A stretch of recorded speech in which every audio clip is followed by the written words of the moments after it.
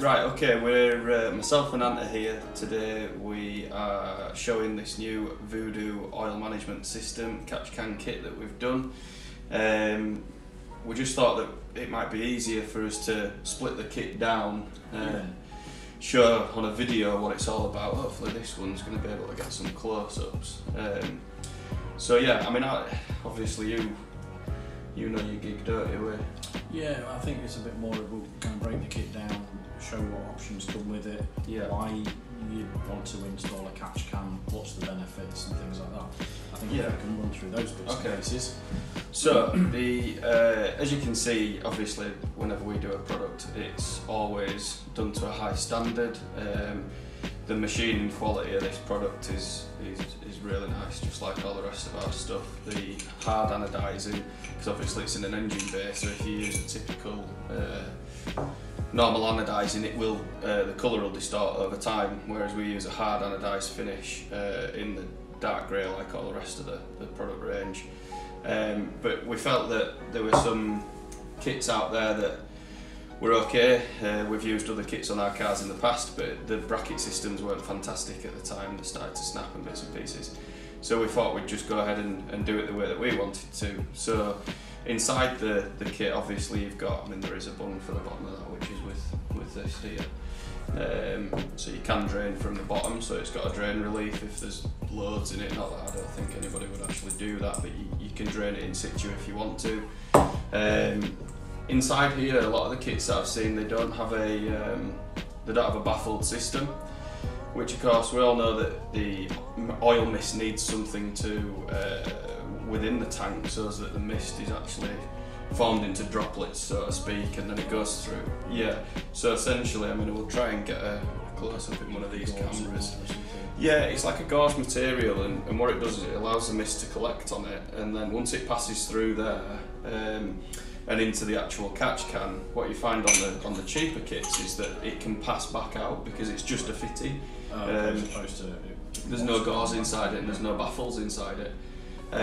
So we felt that it was really important to do that, so it's all in there.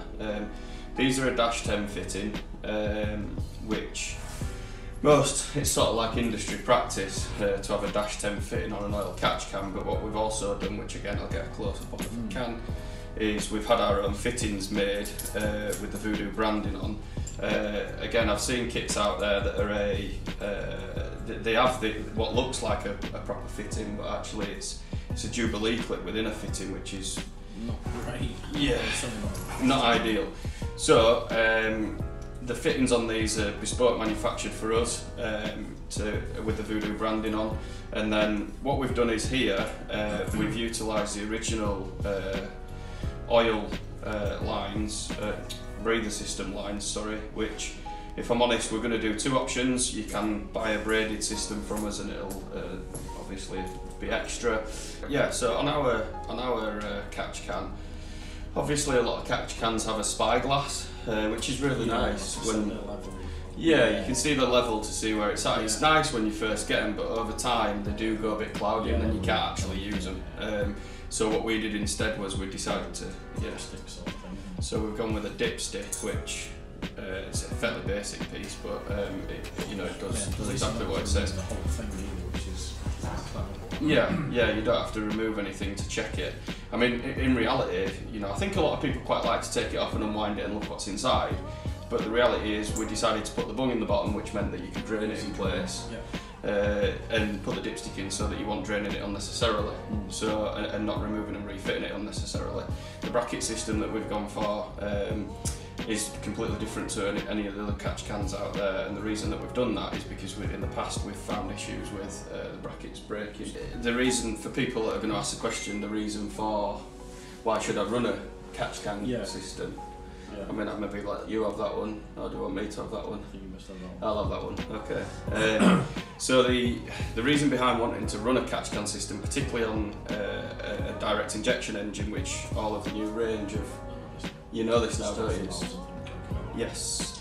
So I mean, obviously we don't want excess oil spraying back into the inlet track on any car, because it's going to get inside the boost pipes, the intercooler, coats everything in a nasty film. It's going through. It's obviously where this feeds back to originally is essentially putting it back into the intake system.